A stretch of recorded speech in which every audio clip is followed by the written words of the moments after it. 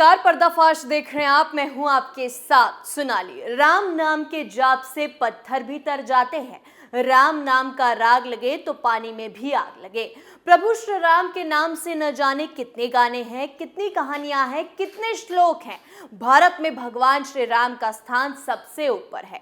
प्रभु श्री राम के नाम से हर हिंदू में जोश आ जाता है, लेकिन इस जोश से, इस विश्वास से और भगवान राम के नाम से न जाने कांग्रेस को क्या दिक्कत है। एक तरफ बीजेपी ने भगवान श्री राम का भव्य मंदिर बनाने के लिए एड़ी चोटी का जोर लगाया। नतीजा ये रहा कि आज अयोध्या में भगवान का भव्य मंदिर बनकर तैयार होने वाला है।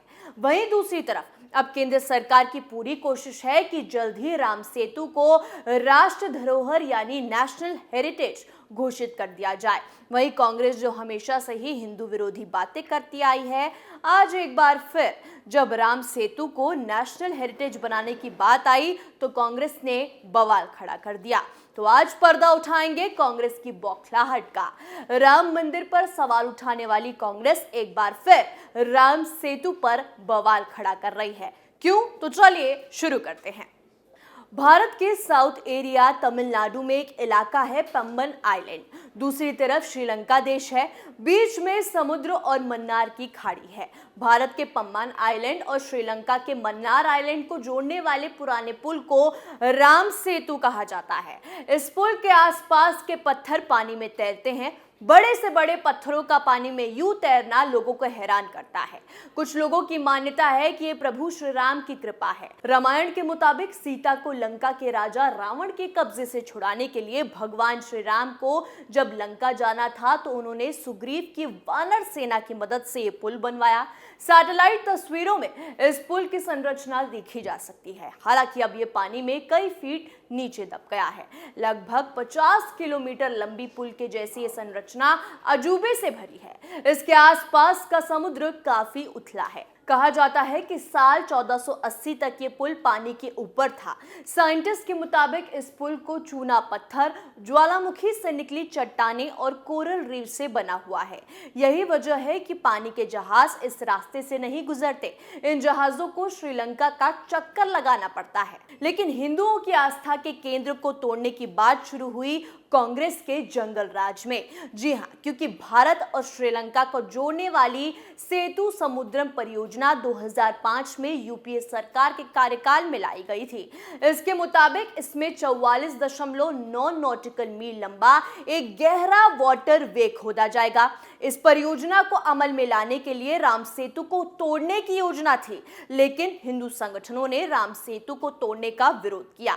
बीजेपी नेता सुब्रमण्यम स्वामी ने सुप्रीम कोर्ट में याचिका दायर की थी। श्रीलंका और भारत के बीच जहाजों को आने जाने के लिए कई अतिरिक्त चक्कर काटने पड़े थे, क्योंकि दोनों देशों को सीधा जोड़ने के रास्ते में राम सेतु है और राम सेतु के कारण समुद्र की गहराई कम थी, इसलिए जहाजों को घूमकर जाना पड़ता था। रामेश्वरम और श्रीलंका के बीच चूने की उथली चट्टानें हैं। इसे राम सेतु या एडम्स ब्रिज या आदम पुल भी कहते हैं। इस पुल की लंबाई करीब 48 किलोमीटर है। इसलिए सारा विवाद 2007 से शुरू हुआ। तब उस समय की यूपीए सरकार सेतु समुद्रम शिपिंग कैनाल प्रोजेक्ट पास करने के चक्कर में थी, लेकिन बीजेपी इसका विरोध कर रही थी, क्योंकि इसकी परियोजना के तहत बड़े जहाजों के परिवहन के लिए नया रास्ता बनाया जाना था जो राम सेतु से होकर गुजरता। इसके लिए राम सेतु को तोड़ना पड़ता, जो बीजेपी नहीं होने देती। लेकिन राम सेतु की मान्यताओं के कारण बीजेपी ने सेतु समुद्रम शिपिंग कैनाल प्रोजेक्ट का विरोध किया और फिर मामला सुप्रीम कोर्ट पहुंच गया। आपको सुनकर शायद यकीन ना हो कि कांग्रेस ने राम सेतु को काल्पनिक बताया था। 2008 में यूपीए सरकार की ओर से सुप्रीम कोर्ट में एक हलफनामा दाखिल कर राम सेतु को काल्पनिक करार देते हुए कहा कि वहां कोई पुल नहीं है। ये स्ट्रक्चर किसी इंसान ने नहीं बनाया, ये किसी सुपर पावर से बना होगा और फिर खुद ही नष्ट हो गया। इसी वजह से सदियों तक इसके बारे में कोई बात नहीं हुई, न कोई सबूत है।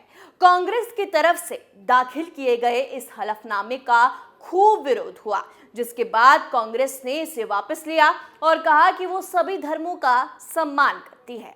बाद में बीजेपी और कांग्रेस इस मुद्दे पर आमने सामने रही, वो भी कई सालों तक। जहां बीजेपी हिंदुओं की आस्था के केंद्र को नेशनल हेरिटेज बनाने की बात करती रही, वहीं दूसरी तरफ कांग्रेस इस धरोहर को तोड़ने की बात करती रही। इस मामले में बीजेपी नेता सुब्रमण्यम स्वामी ने सुप्रीम कोर्ट में याचिका दायर की और राम सेतु को राष्ट्र धरोहर घोषित करने की मांग की गई ताकि इसका संरक्षण किया जा सके।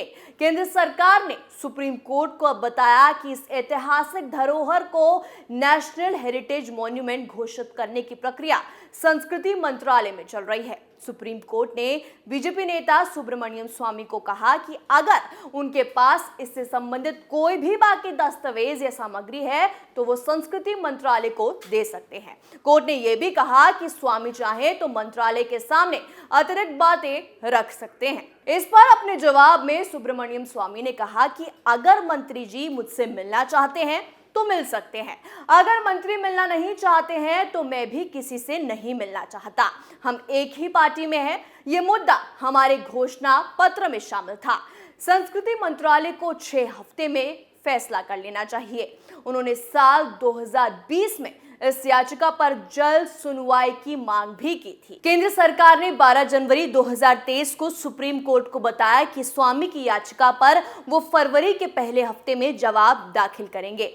जस्टिस चंद्रचूड़ और जस्टिस PS नरसम्मा ने सुनवाई फरवरी के दूसरे हफ्ते में करने की बात कही थी। तो एक तरफ तो कांग्रेस जो समय समय पर अपना जहर उगलती है, उस पार्टी को एक बार फिर राम नाम से दिक्कत हो रही है, क्योंकि अपनी सरकार में मनमानी करने वाली कांग्रेस ने राम सेतु को तोड़ने की योजना निकाली थी। आज बीजेपी हिंदुओं की आस्था के प्रतीक राम सेतु को नेशनल हेरिटेज घोषित करना चाहती है और जल्द ही मोदी सरकार ये काम करके रहेगी और हिंदू विरोधी कांग्रेस को एक बार फिर आईना दिखाएगी, क्योंकि राम मंदिर पर बवाल के बाद राम सेतु का टॉपिक अब कांग्रेस को मिल चुका है। लेकिन बीजेपी भी कांग्रेस को एक बार फिर करारा तमाचा मारेगी और राम सेतु को नेशनल हेरिटेज घोषित करके मानेगी। पर्दाफाश में आज के लिए इतना ही। देखते रहिए कैपिटल टीवी। नमस्कार।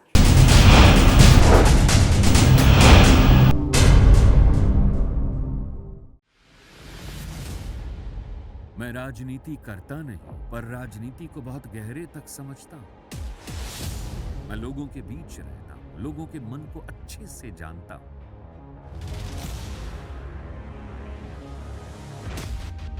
पब्लिक और पॉलिटिक्स की हर नब्ज को खूब पहचानता हूं। संघर्ष की सियासत से सत्ता के सिंहासन तक मैं हर खबर से खरा सच निकालता हूं। ना कोई दौड़, ना कोई race. Capital TV, Uttar Pradesh.